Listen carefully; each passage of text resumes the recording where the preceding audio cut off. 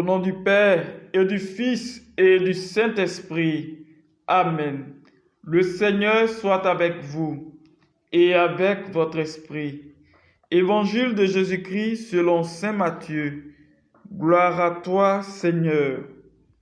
Matthieu chapitre 15, versets 29 à 37.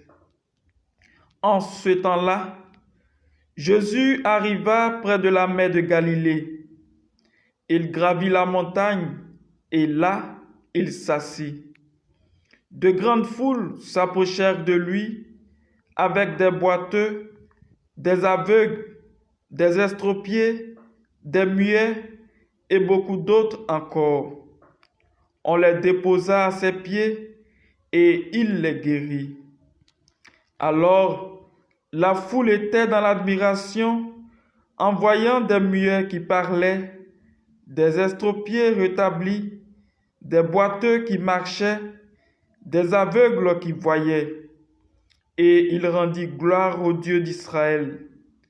Jésus appela ses disciples et leur dit: Je suis saisi de compassion pour cette foule, car depuis 3 jours déjà, ils restent auprès de moi et n'ont rien à manger. Je ne veux pas les renvoyer à jeûne, ils pourraient défaillir en chemin. Les disciples lui disent: Où trouverons-nous dans un désert assez de pain pour rassasier une telle foule?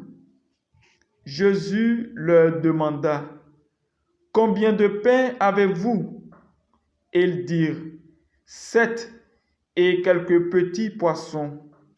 Alors, il ordonna à la foule de s'asseoir par terre. Il prit les 7 pains et les poissons, rendant grâce, il les rompit et les donnait aux disciples, et les disciples aux foules. Tous mangèrent et furent rassasiés. Acclamons la parole de Dieu.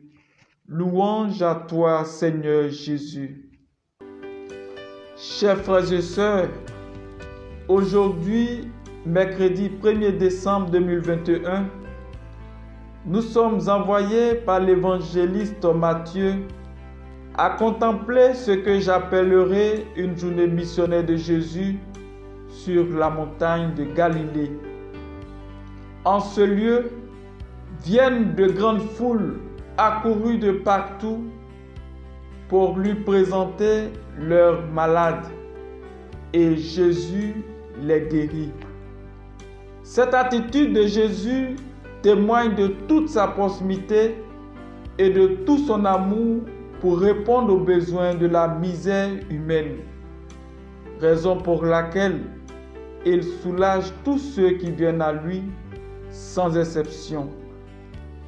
Bien plus, Jésus est compatissant envers tous, au point de leur donner à manger. Chers frères et sœurs, aujourd'hui encore, Jésus est à l'œuvre dans notre monde à travers ses serviteurs. Il suffit d'avoir confiance en lui pour lui présenter ce que nous traversons et nous verrons que nous ne serons pas déçus. Comme cette foule qui va à la rencontre de Jésus sur la montagne, faisons des efforts pour trouver aussi du temps dans notre vie quotidienne pour rencontrer Jésus notre Seigneur. Amen.